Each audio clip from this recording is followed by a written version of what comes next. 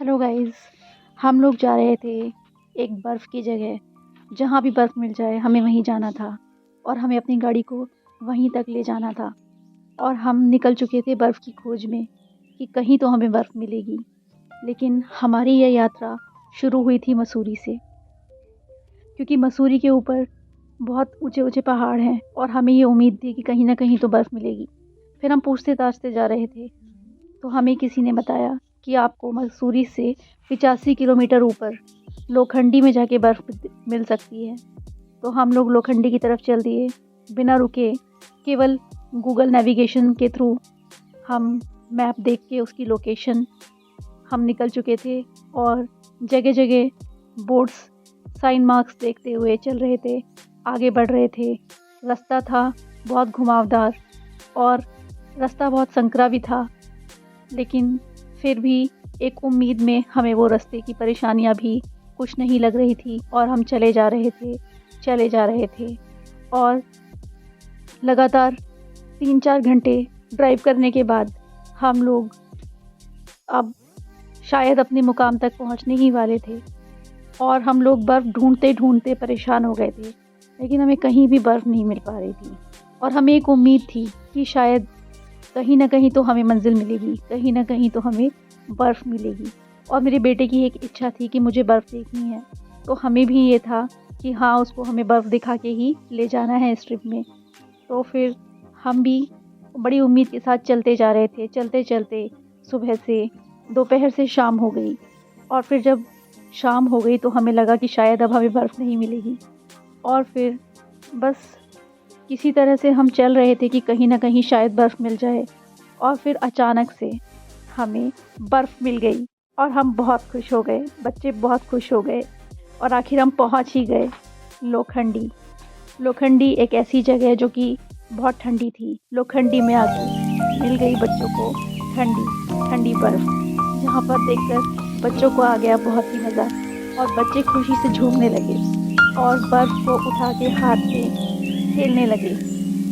और फिर हमने बच्चों की बहुत सारी फ़ोटोग्राफ़ी करी और अपनी भी फ़ोटोग्राफ़ी ली और फिर वहाँ की यादों को हमने अपने साथ जोड़ा और संजोया।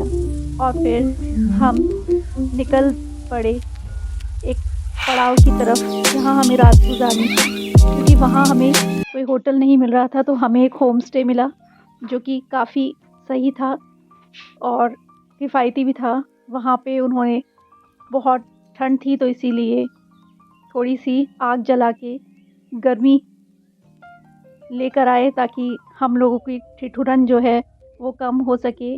और उन लोगों ने बोनफायर का इंतज़ाम किया और फिर हम लोगों को थोड़ा-सा अच्छा महसूस हुआ, क्योंकि उस टाइम वहाँ पे बहुत कम टेम्परेचर था और बहुत ठंड हो चुकी थी। रात का अंधेरा था, कहीं कोई होम स्टे या कोई होटल वगैरह नहीं मिल पा रहा था। तो रास्ते में हमें एक बोर्ड दिखा, जहाँ पे हमने ये नंबर लिया और फिर उनसे बात करी, तो पता चला कि उनका होम स्टे यहीं पास में ही है और हम लोग आ गए। चारों तरफ बहुत अंधेरा था और इस अंधेरी रात में कहीं हमें एक ठिकाने की उस टाइम बहुत ज़रूरत थी कि हम कहीं रुक सकें और अच्छी जगह, सेफ़ जगह पे अपने बच्चों के साथ ये रात निकाल सकें। तो हम वहाँ खुशी होम स्टे में रुके और फिर हमें वहाँ पर जाके वहाँ के स्टाफ से मिलके बहुत अच्छा लगा। उन लोगों ने हमारे साथ एक परिवार जैसा व्यवहार किया। हमें ऐसा लगा ही नहीं कि हम किसी अलग जगह पर आए हैं, किसी वीरानी जगह पर हैं, कहीं घर से दूर हैं। हमें ऐसा नहीं महसूस हुआ, क्योंकि उन्होंने हमें इतने अच्छे से हमारा वेलकम किया। वहाँ पर एक नया दोस्त भी बना, वो वहाँ पर हमसे मिलने आया था और उसको भूख भी लगी थी, लेकिन हमारे पास खाना नहीं था उसको देने के लिए। तो हमने जो खुशी होम स्टे वाले जो मैनेजर्स थे उनसे हमने बोला, तो उन्होंने उसके लिए खाना अरेंज कर दिया और फिर वो भी बहुत खुश हो गया और शायद मन ही मन वो हमें दुआएं दे रहा था कि हाँ, आज इन लोगों की वजह से मेरा भी दिन अच्छा हो गया, मुझे भी भरपेट खाना मिल गया। और फिर उन लोगों ने हमारे लिए गर्मा गर्म चाय भी बनाई और वो चाय भी बहुत ही मज़ेदार थी, अदरक वाली चाय थी। और फिर उसको पी के तो हमें मज़ा ही आ गया। फिर उसके बाद हम लोग चाय का मज़ा लेते लेते बहुत सारी गपशप कर रहे थे। पूरा दिन हमने कैसे बिताया, उन लोगों का जीवन कैसा है, इस बारे में बहुत सारे विचार उनके पूछ रहे थे और अपने बता रहे थे और हँसी मज़ाक कर रहे थे। मूँगफली भी खा रहे थे। उन्होंने हमारे लिए मूँगफली भी मँगाई थी और वहाँ पर हमें बहुत ही मज़ा आ रहा था। और फिर उसको, जो हमारा नया दोस्त बना था, उसको खाना चाहिए था तो हमने उसको खाना खिलवा दिया और फिर वो भी बहुत खुश हो गया और फिर वो भी वहाँ से चला गया। पर एक जानवर होता है, उसको बहुत उम्मीद होती है हम इंसानों से कि वो हमें प्यार करेंगे, हमें खाना देंगे, तो हमें उनका ध्यान रखना चाहिए। और ये जो खुशी होम स्टे था, ये बहुत खूबसूरत लग रहा था देखने में।